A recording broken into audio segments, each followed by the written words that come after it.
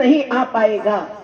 आप समझिए कि ये प्रकृति की रक्षा करने वाले आदिवासियों के लिए प्रकृति धर्म की बात करके बिरसा मुंडा जेल में ब्रिटिशों के हाथ से हत्या हुई उनकी, उन्होंने शहादत दे दी, जान नहीं केवल टंट्या भी ले दी।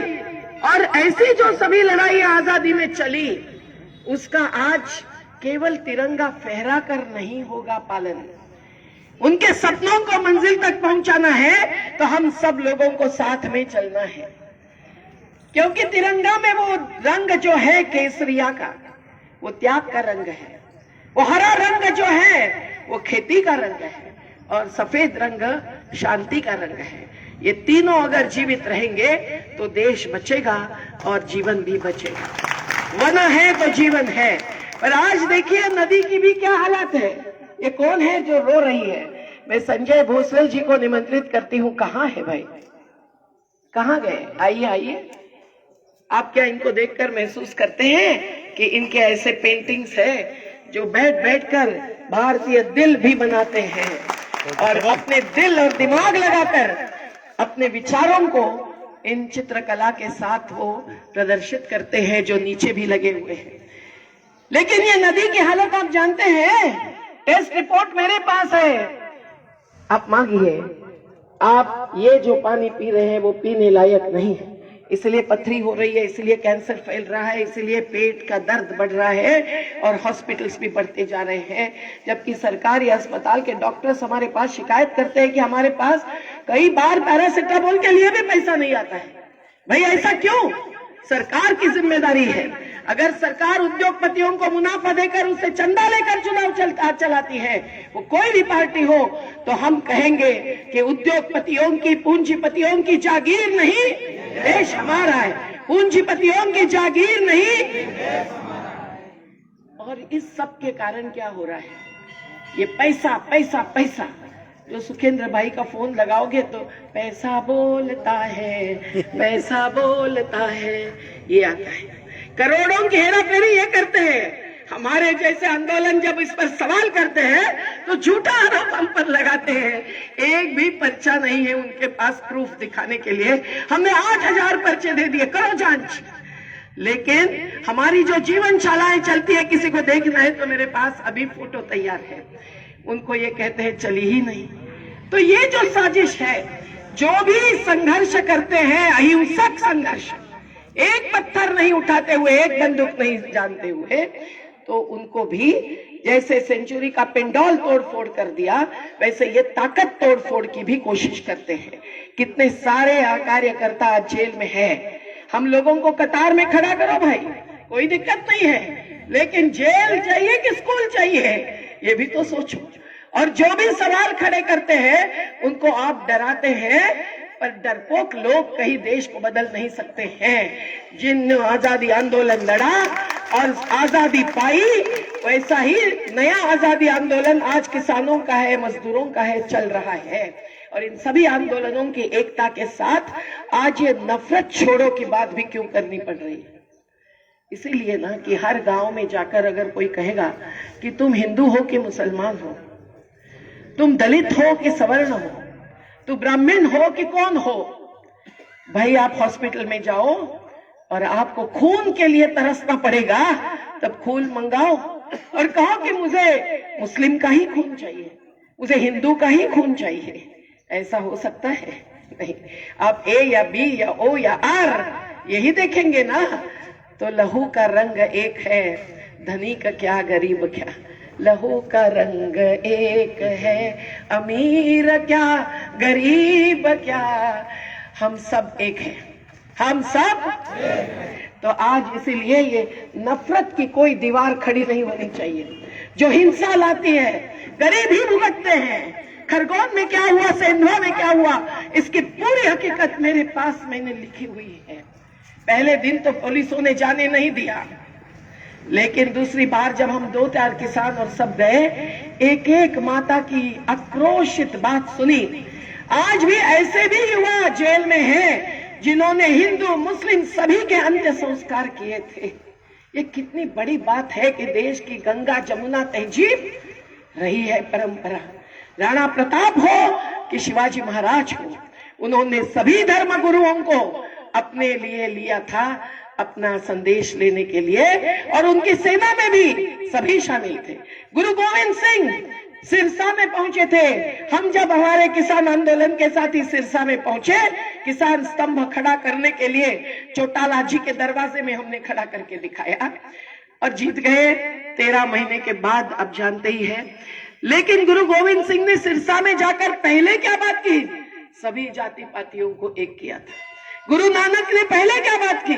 10 रुपया लेकर अपने पिताजी से किसी गरीब को, भूखे को लंगर खिलाया था। पिताजी ने कहा था अच्छा व्यापार करके आओ, उन्होंने कहा यही अच्छा व्यापार है। तो देखिए, आज 5 किलो भोजन से 1 महीना नहीं बिता सकती गरीब महिला। 15 किलो चाहिए, कुछ केरोसिन चाहिए, गैस सिलेंडर नहीं खरीद सकती है। कितने सारे भ्रमित करने वाली बातें चलती है। व्हाट्सएप पर देखते हैं हम, व्हाट्स डाउन की तमन्ना करते हैं, जांच की। तो साथियों, ये सब जो देश में हुआ है, इसके बीच में जबकि इन बुनियादी अधिकारों पर हमको खड़े होना है, लड़ना मतलब कोई मारा मारी, युद्ध नहीं चलाना है। हमको खड़े होना है हिम्मत से और संविधान हाथ में लेकर और कहना है कि हमारा ये अधिकार है। बिना पुनर्वास डूब नहीं ला सकते हैं, नर्मदा का पानी प्रदूषित नहीं कर सकते हैं। इसमें अगर क्रूज चलेगा, अभी तो एनजीटी में केस लगाई गई है भोपाल के पर्यावरण शास्त्रियों ने कि पीने का पानी नहीं रहेगा नर्मदा का। आज ही नहीं है पीने लायक, आज ही उसमें नाइट्रेट्स है, एमोनिया है, कोलिफॉर्म है, हार्ड वाटर है, पीने लायक नहीं है। और फिर भी ऐसी योजनाएं बनाना एक बाजू, और उस पर अगर सवाल करें तो हम पर ही झूठे आरोप लगाना। ये जो खेल चल रही है, उसके साथ जाति और मजहब के आधार पर अगर गुंडागर्दी कोई करते हैं तो वो संविधान को मंजूर नहीं, हमें भी मंजूर नहीं। हम इंसानियत के पक्ष में हैं, हम दिलों को जोड़ने के पक्ष में हैं, हम सभी को एक इंसान मानते हैं। हमारी माँ भारत माता है अगर, जिसके लिए कईयों ने जान गंवाई आजादी आंदोलन में, तो आज भी हमारा आजादी आंदोलन चलता रहेगा।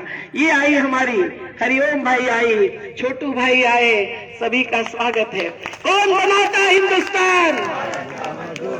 कौन चलाता हिंदुस्तान? देखिए, तो ये सब बातें हैं। तो हम लोगों को समाज के अंदर नफरत मिटाना है। ये नफरत इतनी जहरीली बात है कि कौन कभी पड़ोसी के पर हमला करेगा और जब बीमार पड़ेगा तब अपने माँ पिता कहीं दूर होंगे तो पड़ोसी को ढूंढेगा, ये कह नहीं सकते हैं। और इसीलिए आज हम लोगों को हिंसा मिटानी है, हम अहिंसा का मार्ग समझाना है, हम लोगों को नफरत मिटानी है। इसीलिए नफरत छोड़ो, और संविधान में कहा है हर धर्म के लोगों को अपने अपने धर्म के पालन की स्वतंत्रता है, किसी को रोकना नहीं है। पर हम दूसरे धर्म को नीचा मानना, उनके ऊपर हमला करना, ये हमको कभी भी सहन नहीं हो सकता है।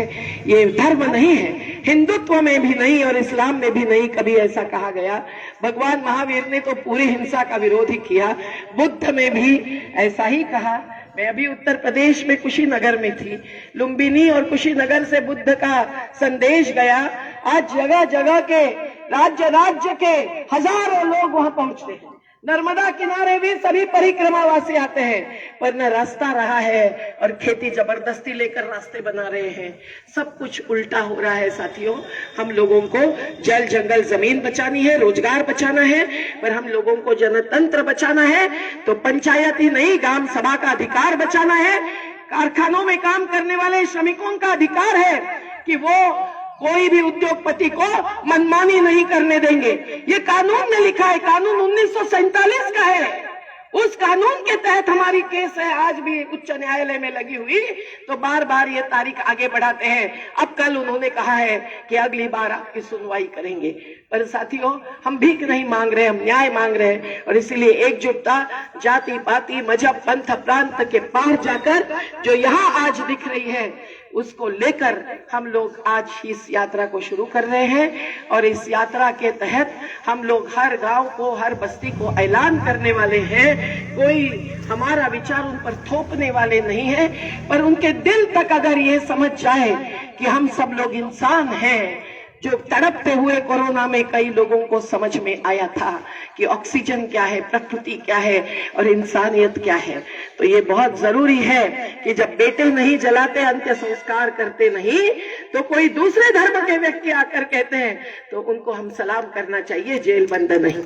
और इसीलिए आज हमारे बीच में इस्लाम को मानने वाले सिख समाज के प्रतिनिधि, भगवान महावीर के जैन धर्म के प्रतिनिधि, क्रिश्चियन ईसाई धर्म के प्रतिनिधि, सभी ने ये तो जरूर कहा कि शराब नहीं चाहिए, नशा नहीं चाहिए। आज पैसे की भी नशा है और जाति मजहब की भी नशा है। हम लोग शराब बंदी चाहते हैं। संविधान के अनुच्छेद 47 में राज्य को कर्तव्य पार करने का आदेश है कि शराब बंदी और नशाबंदी करनी चाहिए और हर नागरिक को सकस आहार खिलाना चाहिए। तो शराब का धंधा